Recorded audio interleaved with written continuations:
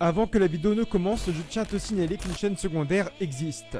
Là-bas, je parle d'autres mangas comme Dragon Ball, One Piece, Demon Slayer et bien d'autres. Le lien est juste en description, ça s'appelle Darkos TV.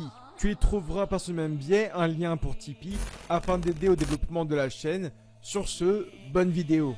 Les amis, il y a maintenant 3-4 jours, j'ai donc fait une vidéo sur l'arc donc des bandits Mujina de l'animé avec un peu le château Ozuki qui va apparaître. Donc le fameux château, la fameuse prison de Blood Prison, donc le film de Naruto Shippuden.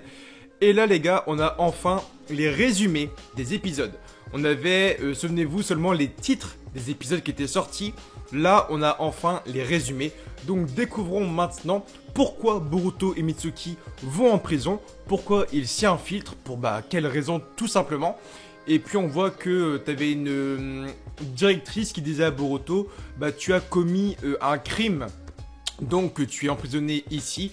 Et Boruto disait, je n'ai absolument rien commis comme crime. C'était absolument les mêmes phrases que Naruto dans le film Blood Prison, qui était coupable d'un crime qu'il n'avait pas commis. C'était absolument le même délire et tout. Est-ce que c'est un clin d'œil? Est-ce que Boruto a vraiment commis un crime? Je ne pense pas.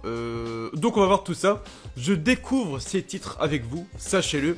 Donc, le 26 janvier 2020, donc ce dimanche, Boruto Next Generation Z, épisode numéro 141, Ozuki, la prison ninja. Bon, le titre nous apprend absolument rien, c'est comme dans le film. Le château Ozuki est un pénitencier qui est réservé aux ninjas et est dirigé par le village de Kozagakure. Kokuri est emprisonné là-bas. C'est un ancien membre d'une terrible organisation de voleurs qui se fait appeler les bandits de Mujina. Trop cool, trop cool.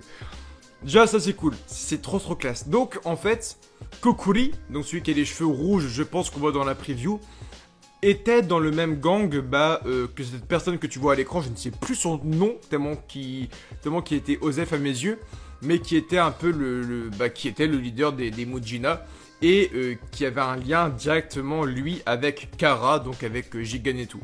Donc déjà, indirectement, on sait que Kokuri, aux cheveux rouges, a un lien très étroit, très lointain, mais il a un lien avec directement Kara, et donc le leader des Mujina. Et donc, Kokuri a trahi les bandits des Mujina. Afin de le protéger des assassins Mujina, Boruto et Mitsuki vont infiltrer le château Ozuki en tant que prisonniers. Et c'est ainsi que débute la mission de la Team 7 dans le pénitencier, et il est difficile de s'en échapper. Ok, c'est ultra cool. Donc là, c'est Naruto ou Shikamaru qui envoie l'équipe numéro 7 au château de Ozuki pour pénétrer et infiltrer la prison afin de protéger Kokuri qui a sa vie qui est complètement en danger, puisque les bandits Mujina vont vouloir eux aussi, pourquoi pas je pense, s'infiltrer dans la prison pour le tuer. Alors on ne sait pas si les bandits Mujina veulent s'infiltrer dans la prison pour tuer Kokuri, ou bien si les bandits Mujina sont eux aussi en prison et ils veulent en gros s'entretuer, et donc Boruto et Mitsuki vont s'infiltrer. On voit que la Team 7 est conviée, donc sûrement Konohamaru et Sarada aussi. C'est sûrement ici que Sarada pourrait éveiller, pourquoi pas, un troisième Tomoe. Attention spoiler, de toute façon vous le savez, de toute façon c'est des épisodes preview, donc de toute façon, le mot preview veut dire spoiler aussi. Mais dans le manga, Sarada a déjà 3 Tomoe, alors qu'elle en a que 1 dans l'anime actuellement. Donc peut-être que Sarada pourrait éveiller son troisième Tomoe dans la prison Ozuki en défendant Kokuri des autres. Donc ça peut être très cool. En tout cas, c'est intéressant. Pour l'instant, cet arc me hype parce qu'en plus on parle d'infiltration. Le fait que Naruto et Boruto s'infiltrent dans le truc, ça fait ninja. Tout simplement, ça fait ninja, le fait qu'ils s'infiltrent, qu'ils se fassent passer pour des prisonniers, qu'ils enquêtent en même temps, qu'ils protègent quelqu'un.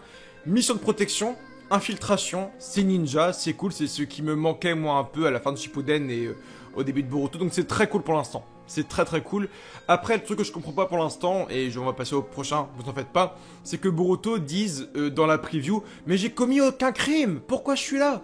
Alors qu'il sait qu'il est là pour s'infiltrer, alors pourquoi il fait genre, j'ai commis aucun crime, mais faites-moi sortir d'ici? Alors qu'il sait qu'il est ici pour s'infiltrer et protéger Kokuri. Donc c'est ce chelou qu'il agit à moitié en double facette, mais peut-être qu'il y aura une réponse là-dessus. Le 2 février 2020, épisode numéro 142, le test de valeur. Afin de protéger Kokuri, Boruto et ses camarades tentent de savoir s'ils peuvent faire en sorte de se transférer dans la même cellule que lui. Donc Boruto et ses camarades, donc c'est officialisé, il y aura bel et bien, je pense que Namaru et Sarada. Donc Boruto demande d'être transféré dans la même cellule que lui, cependant il n'y arrive pas à cause du gardien en chef Penga. De mémoire, le gardien en chef de Blood Prison ne s'appelait pas Penga, donc c'est un autre gardien en chef qui se met en travers de leur chemin. Il tente alors d'avoir des informations sur le chef des groupes de prisonniers, Doragu.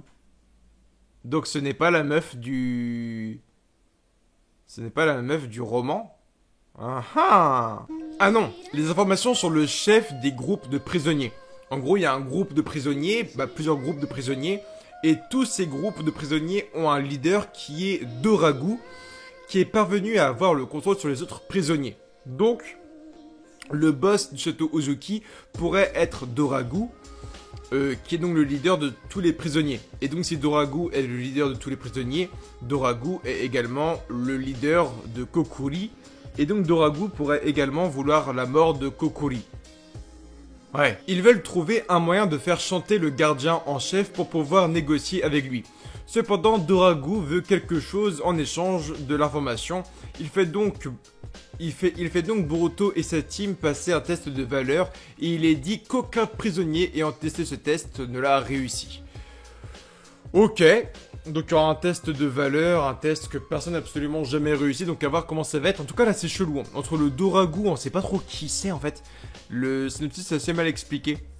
Parce qu'on parle de chef de groupe de prisonniers et après on parle du gardien en chef. Parce que le gardien en chef et le leader des prisonniers, c'est pas la même chose. Là, il y a deux termes complètement différents qui sont mis selon moi. Après, dis-moi si c'est moi qui suis teubé, hein, mais sur moi, c'est deux termes complètement différents.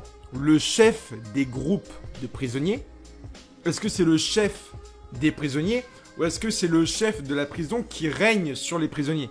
Donc, en gros, le directeur de la prison. C'est assez mal expliqué. Et ensuite, parce qu'on parle en fait du chef, du gardien en chef. Donc, est-ce que Doragu va être le chef de tous les prisonniers en mode lui aussi c'est un prisonnier, c'est un peu le leader de la prison? Ou est-ce que Doragu c'est le nouveau directeur et à ce moment-là il dégage complètement la directrice que Kakashi avait mis au pouvoir dans son roman? Très spécial. Et enfin, le 9 janvier 2020, il y a une erreur en plus. Oh là là, ça fait des erreurs de traduction.